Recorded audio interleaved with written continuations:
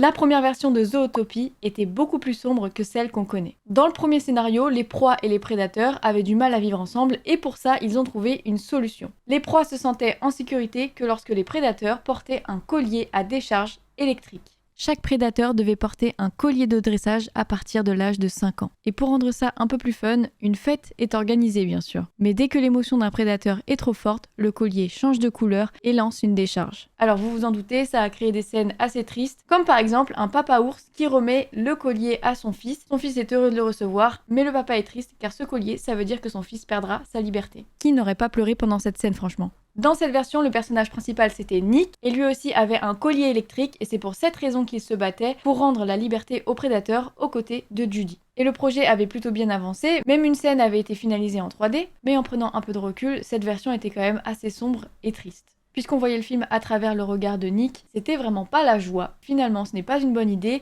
Le mieux, c'est de prendre Judy en personnage principal, puisqu'elle a une meilleure vision de Zootopie, et à travers son regard, on a beaucoup plus d'espoir, elle est beaucoup plus joyeuse. C'est à partir de là que le scénario va changer. On va quand même avoir une histoire entre les proies et les prédateurs, mais c'est pas la même chose. Voilà, dites-moi ce que vous en pensez. D'ailleurs, il y a Zootopie 2 qui sort là, dites-moi si vous comptez aller le voir aussi. Et si vous voulez d'autres anecdotes de ceci, n'hésitez pas à vous abonner. Bisous!